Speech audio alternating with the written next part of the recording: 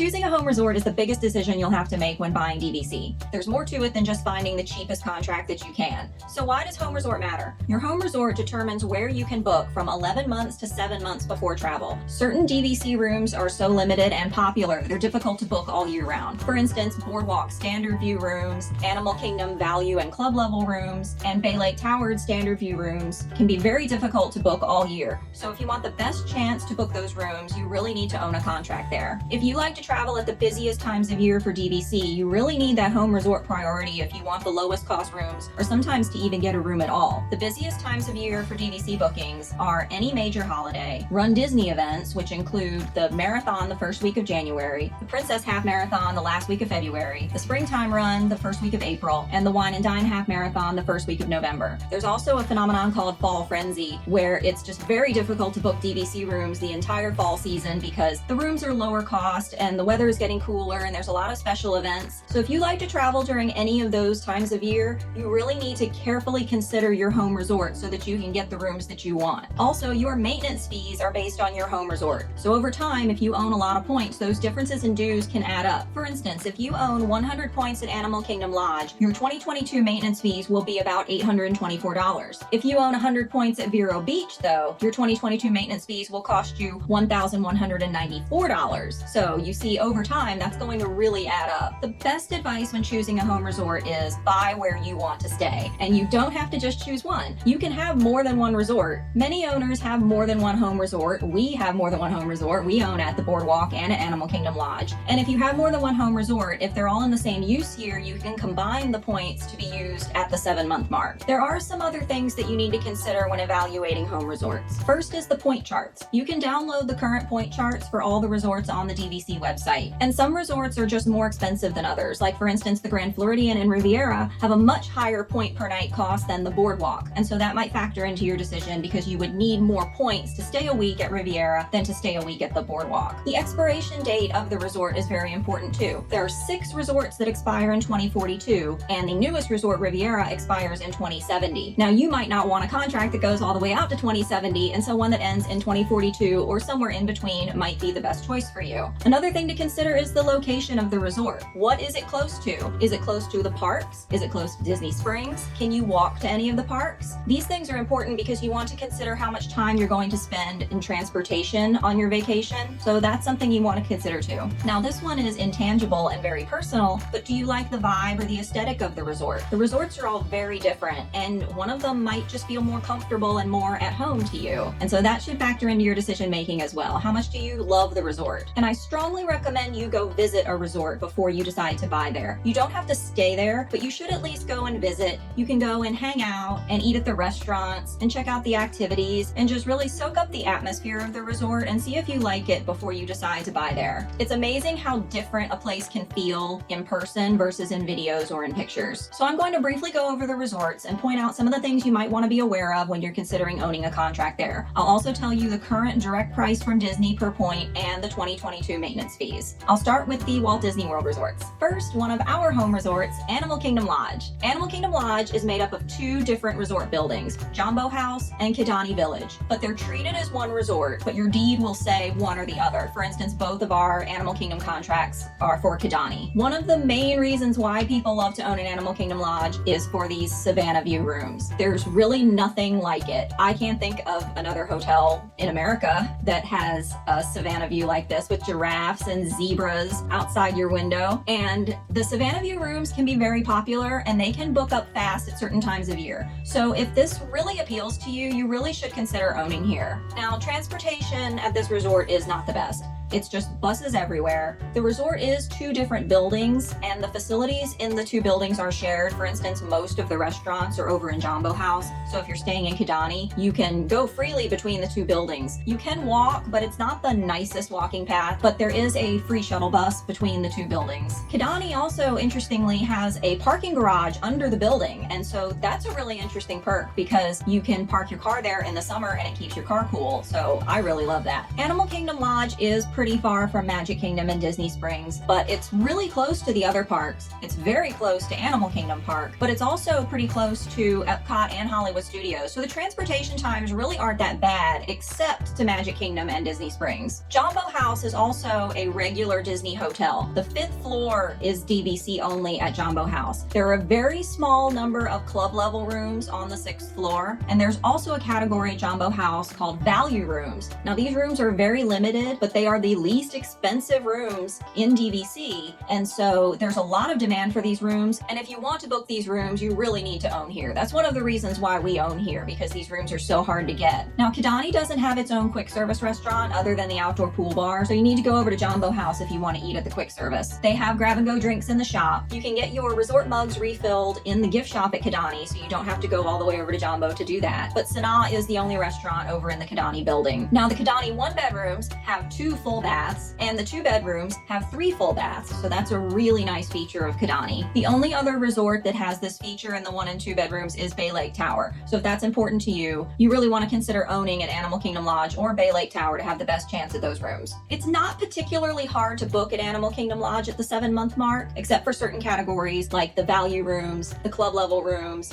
and the Savanna View rooms can be hard to get to. Animal Kingdom Lodge expires in 2057. It is currently selling for $186 a point directly from Disney, and the 2022 maintenance fees are $8.24 per point. But we just love Animal Kingdom Lodge. It really has a beautiful atmosphere. The architecture is wonderful. There's a lot of artwork and artifacts. The people are so nice that work there. The store is good. The restaurants are good. It's just a beautiful resort, and it's really one of our favorite resorts. Now let's talk about the Magic Kingdom resorts. First, Bay Lake Tower. This is the closest resort to Magic Kingdom, and so that makes it very desirable just for that reason. It used to be the only resort that you could walk to from Magic Kingdom, but now that they've opened up the walkway that goes all the way around from the Transportation and Ticket Center, you can walk from the Grand Floridian and the Polynesian too, but the walk from Bay Lake Tower is shorter. Transportation is what this resort has going for it in that you can walk to Magic Kingdom, but it also has monorail access to the Magic Kingdom and to Epcot, and then they have bus service to Animal Kingdom and Hollywood Studios. Now the studios at Bay Lake Tower are small, but I really like how they're laid out. They have a galley style kitchen that's separated from the rest of the room, and I really appreciate that. Just like Kidani, the 1-bedroom has 2 full baths and the 2-bedroom has 3 full baths, and that's so convenient. Bay Lake Tower was also the first monorail resort, and so it has the lowest point chart. So the rooms here actually cost less to stay in than the Polynesian and the Grand Floridian, and so that's really important. Bay Lake Tower is a completely separate building from the Contemporary. It has its own bell services, it has a community hall, but there's no food at Bay Lake Tower. You have to walk over to the Contemporary to eat there, but there is a covered walkway on the 5th floor of Bay Lake Tower which connects to the 4th floor of the Contemporary Tower, and that's really convenient to get across. Bay Lake Tower has its own pool, but there are no restaurants or stores. There's just the outdoor pool bar, so you do have to go over to the Contemporary for everything. Bay Lake Tower is currently selling direct from Disney for $245 a point, and its contract expires in 2060, and the 2022 maintenance fees are $7.08 per point, which is the 2nd lowest.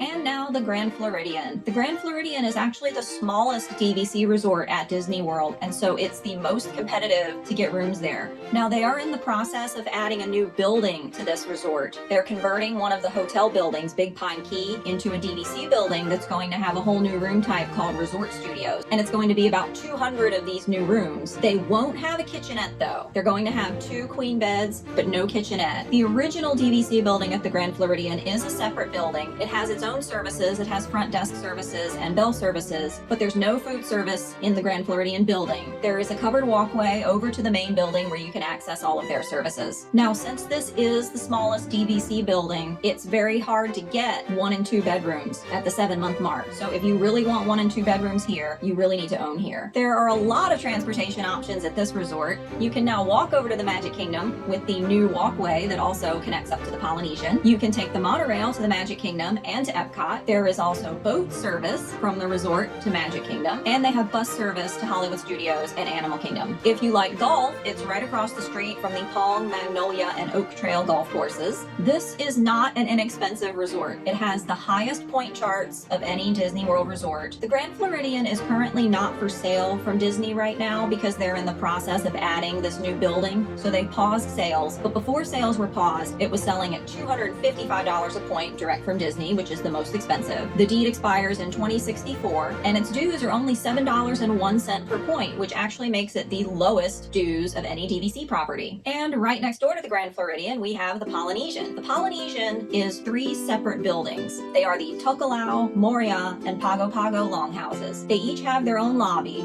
and they are separated from the main building. There are no services in the building, so you need to go to the main building to do everything. And the resort is kind of spread out because of that. It's very close to the Transportation and Ticket Center, so you can just walk right over there and get on that Epcot monorail and be in Epcot in just a few minutes. So that's really convenient. Otherwise, you can take the monorail to Magic Kingdom and to the other monorail resorts. And then they have buses to Hollywood Studios and Animal Kingdom, but then they also have the shared resort boats with the Grand Floridian that will also take you across Seven Seas Lagoon to the Magic Kingdom. Something very important about the Polynesian, though, is that it only consists of studios that sleep 5 and the bungalows that sleep 8 and have 2 bathrooms. Those are your only choices for rooms here. So if you need a 1 or a 2 bedroom, you really don't want to own at this resort. Now, it has a high point chart because it is a monorail resort, and the bungalows are very expensive. They're the most expensive accommodation in DVC. But because it only consists of studios and bungalows, it's really not that hard to book here at the 7-month mark, unless you're going at those busiest times of year that I mentioned before. So you might not need to own at the Polynesian to stay here occasionally. The Polynesian deed expires in 2066. It is currently selling direct from Disney for $250 a point, and its maintenance fees for 2022 are $7.39 per point. Now let's head over to the edge of Bay Lake to talk about the 2 DVC resorts at Wilderness Lodge. The first is called Boulder Ridge Villas at Wilderness Lodge, and it's a separate building. This building has a beautiful, cozy lobby, but it doesn't have any of its own services. You have to go over to the main Wilderness Lodge building for everything. It does have its own pool, and this is just such a beautifully themed resort. It has really nice common areas. It's peaceful. It's quieter than Copper Creek, which is in the main building. Transportation to this resort just consists of a boat to Magic Kingdom, and then you have to bus everywhere. The buses are often shared with the Contemporary, so that can add to your transportation time. It is currently selling direct from Disney for $190 a point. It expires in 2042, and its maintenance fees for 2022 are $8.15 per point. Now, the other DVC resort at Wilderness Lodge is called Copper Creek, and it is located in the main building at Wilderness Lodge. They converted one whole wing of the building to DVC rooms, and it also consists of cabins that are very much like the Polynesian bungalows, except they're less expensive. They also sleep 8 and they have 2 full baths. Now, it is very hard to get studios at Copper Creek, so if you want to stay at studios at Copper Creek at any time of year, I really recommend that you own here. Boulder Ridge and Copper Creek are 2 separate DVC resorts. Unlike at Animal Kingdom Lodge, where Jambo and Kidani are treated as one resort, these are 2 completely separate resorts. So if you own at one, you only own at that one, and you can only book that one from 11 months to 7 months. Now, the studios in Copper Creek are on the smaller side. They only sleep 4, whereas the studios in Boulder Ridge sleep 5. Copper Creek is currently selling direct from Disney for $225 a point. It expires in 2067, so much later than Boulder Ridge, and its maintenance fees are $7.60 per point for 2022. And now we will move over to Crescent Lake to talk about 2 of the most popular DVC resorts, and my home resort is one of them, and that's the Boardwalk. Transportation is probably one of the best perks of this resort. You can walk to Epcot and to Hollywood Studios. You have access to the Skyliner, so you can take the Skyliner over to the Riviera Resort and to Hollywood Studios. They have Friendship boat service that takes you around the other resorts on Crescent Lake and to Epcot and Hollywood Studios. And then they have bus service to Magic Kingdom and Animal Kingdom. The Boardwalk DVC rooms are in the main hotel building, and aside from the Bellevue Lounge, which is inside, you do have to go outside to access any of the other food, whether it's the pool bar or the quick service, the Boardwalk Bakery, or any of the restaurants. There's also a small sundry store inside that's open in the afternoons, but the main store is also outside. The Boardwalk has 2 pools on the DVC side, and then there's another pool on the Boardwalk inside, so you have access to 3 pools while you're staying here. And you also have easy access to all the Crescent Lake resorts resorts, and the Swan and Dolphin and the new Swan Reserve. You can walk to all of those properties. The standard rooms at the Boardwalk are some of the lowest price rooms in DVC, so as a result, they book up fast. So if you want standard rooms at the Boardwalk, you really need to own here. I will say that the parking lot feels very far from the rooms at the Boardwalk,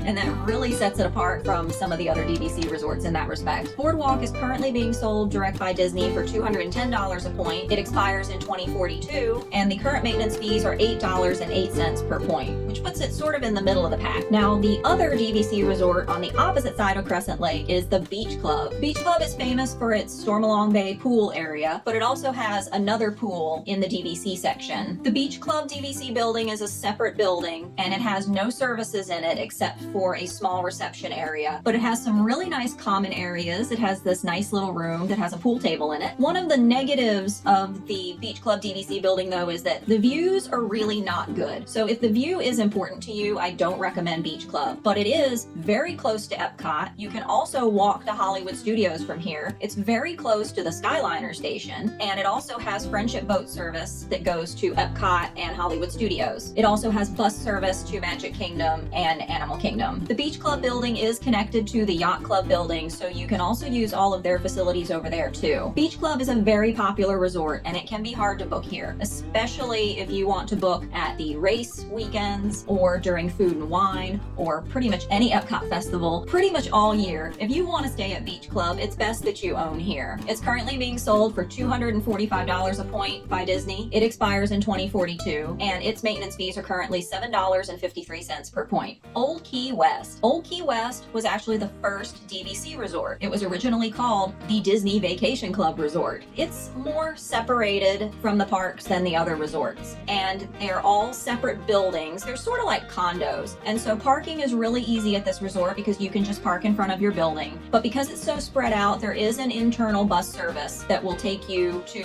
the main building, and then that's where you get on the bus that will take you to all the parks. Bus is the only transportation to the parks. There is a fun little boat ride, though, that takes you to Disney Springs. Old Key West has a real quiet vibe. It's away from it all. It also has a low point chart because it was the first DVC resort, so that makes it very desirable too. One of the negatives of this resort, though, is it has very high dues. The dues are currently $8.81 per point, which is the highest of any Disney World resort. And I don't really understand why, but that can kind of negate any savings that you get from the lower point costs. It's really not hard to book here at the 7-month mark, so you don't really need to own here unless, again, you really want those standard studios at very busy times of year. The current cost for Old Key West is $180 per point direct from Disney. Old Key West contracts can have 2 expiration dates. If you buy directly from Disney, your contract will expire in 2057, but most of the contracts that you'll buy on the resale market will expire in 2042, which was the original expiration date of the resort. But Disney did an extension, and it was very complicated and not well received, and so not everybody took the extension.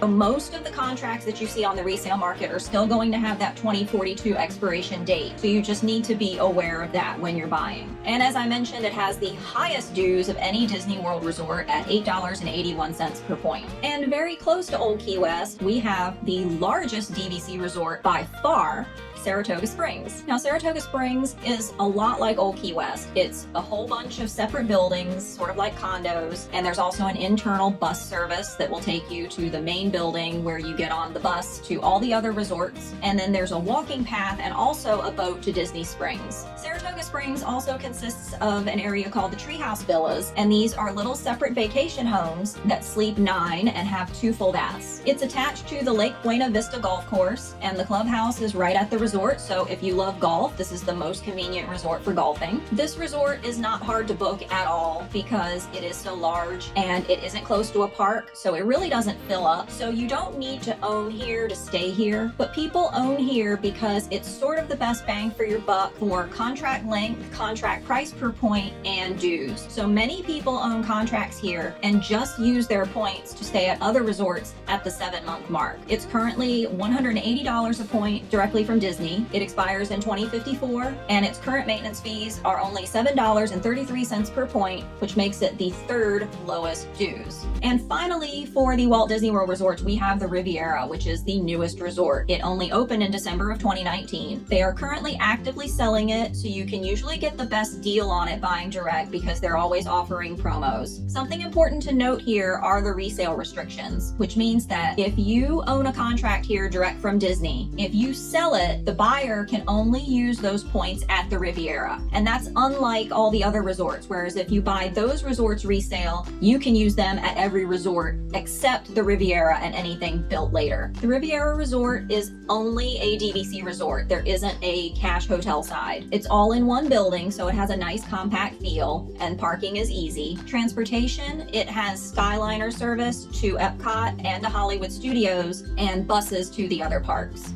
One of the negatives of this resort, though, is its high point chart, and you can watch our full review of this resort in a separate video that we already posted. But because the resort is kind of small, it's already getting hard to book studios here all year round. So if you want to stay here, it's probably a good idea to buy a contract here. As of February of 22, Riviera will be $207 per point before any discounts direct from Disney. It expires in 2070, and the maintenance fees are $8.38 per point, which is the second highest after Old Key West. And there are 4 more resorts that are not at Walt Disney World, so I'll just talk about them real quick. They're not as popular, but they're still very desirable to some people. If you intend to mainly use your points at Disney World, though, don't buy these resorts. You really should only buy them if you truly love the resort and want to stay there regularly. The first is the Aulani Resort in Hawaii. They are also currently selling this one from Disney, and you can get incentives. It can be hard to get rooms here at busy times, but it's usually not hard to get in here at 7 months. Now, the dues at this resort are quite high, which does make them not a good choice to try to use at the 7-month mark at Disney World. Aulani is $207 per point before any incentives direct from Disney. It expires in 2062, and its current dues are $8.67 per point, which is almost as high as Old Key West. Now, over in California at Disneyland, we have the Grand Californian. The Grand Californian is very small, and so it's very expensive. It is the most expensive DVC resort. It's also very hard to get rooms here, so if you want to stay here, you need to own here. The Grand Californian is currently $310 per point direct from Disney. It expires in 2060, and its maintenance fees are $7.48 per point. They are also adding on to the Disneyland Hotel by building a DVC tower. It will be the first resort after Riviera to have those tower studios that are designed for 2 people. There's no opening date announced for this yet, and there is no pricing announced yet either. And finally, down to the last 2 resorts, we have Hilton Head in South Carolina. Now, this is a beachfront resort. There is no restaurant because of a deal that they had to make with the town. They wanted to encourage people to eat at the local restaurants in town. So the resort doesn't have its own restaurant. It only has a quick service. Now, this is a really popular resort for people who want to stay at Hilton Head, but a really big drawback of this resort is its high dues. It's currently only $140 per point direct from Disney. It expires in 2042, but those dues are $10.07 per point, and that's really gonna add up over time. And this is the same problem that you'll also find with the final DVC resort, Vero Beach, which is another beachfront resort, but this one's in Florida. This is another beautiful beachfront resort, and it also has something really cool, these beach cottages that actually sleep 12, and so you can just rent your own little beach cottage, and they're really nice. Now, this resort is currently being sold direct from Disney for only $125 per point. It also expires in 2042, but look at those maintenance fees, $11.94 per point. That's a lot, and it goes up a lot every year because of those hurricanes and the insurance. So just for a comparison, some people go, well, why don't I just buy Vero Beach because it's so cheap per point? But you gotta look at those maintenance fees, which come due every year. For instance, 100 points at Animal Kingdom this year will cost you $824 in maintenance fees. But those same 100 points at Vero Beach will cost you almost $1,200 in maintenance fees. Now, if you bump that up to 300 points, at Animal Kingdom, those 300 points are $2,472 in maintenance fees. But those 300 points at Vero Beach are $3,582 in fees. So you see how that really adds up over time. So I really only recommend a Vero Beach contract if you really want to stay at Vero Beach. Well, that's all the DVC home resorts. I hope that this gives you some things to think about when considering your home resort from the perspective of an owner. because sometimes you can get just so caught up in, oh, I love the Polynesian, but it might not be the right resort for you. So look into all the resorts and try to make the best decision for you and your family. And remember, you can own more than one. If you like this video, please give it a thumbs up and subscribe for more videos. Bye!